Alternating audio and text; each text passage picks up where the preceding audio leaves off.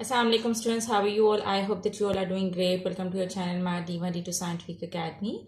Today our lecture is related to chapter 9, which is chapter is Geometrical Transformations, and I'm going to explain you exercise 9A, question number 1. Students, if you want to get more help regarding your subject, then you can subscribe my channel. Okay, so question number 1 is write down the coordinates of the reflection of each of the following points in first the x-axis, then the y-axis, and then the line y is equal to x. And here you can see that different coordinates are given. You just have to write down the coordinates of the reflection, that after reflection what will be the coordinates. So for that, at first let me explain you the rules. Okay, so first I will explain you the rules of reflection, and that is rules of reflection.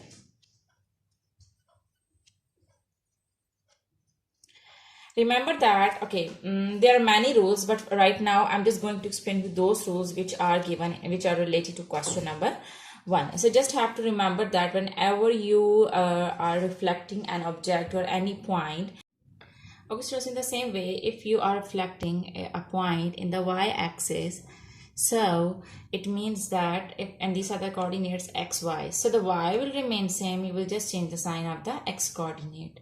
And in the same way, if you are reflecting an object or point in the line where y is equal to x, so x, y, these two are the coordinates. They will change their positions. Okay, this is x, y, so it will become y, x. Okay, the x coordinate will become y coordinate, and the y coordinate will become the x coordinate. So students, before starting question number 1, you have to remember these rules. Okay, and I hope that these rules are clear to you. So moving forward to question number 1.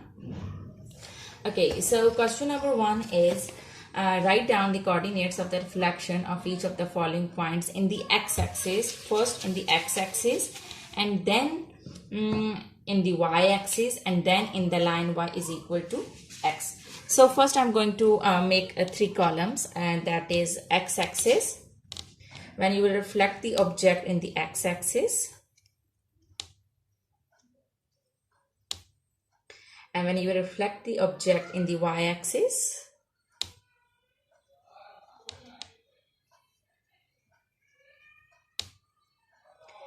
and then when you reflect the object in the line where y is equal to x. Y is equal to x.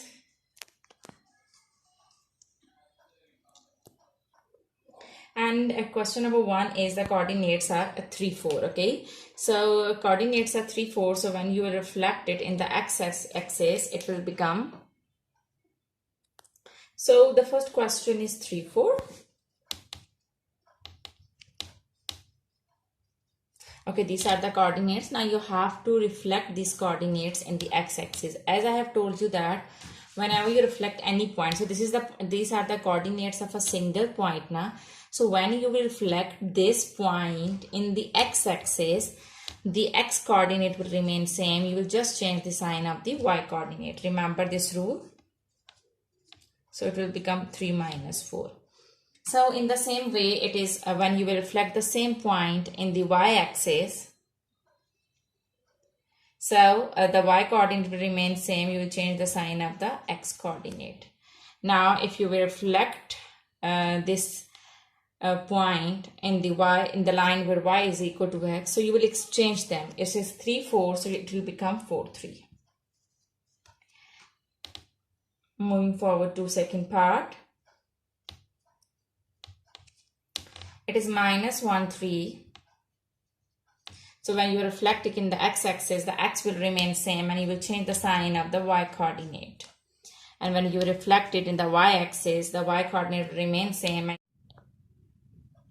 So when you reflect it in the y-axis, the y coordinate will remain same. You will change the sign of the x coordinate. So it's negative 3, it will become positive 3, and it's negative 4, it will remain same. And when you reflect it in the line where y is equal to x, so you will just exchange their positions. There's minus 3 minus 4, it will become minus 4 minus 3. Okay, now moving forward to part 5. Okay, part 5 is 3 minus 2.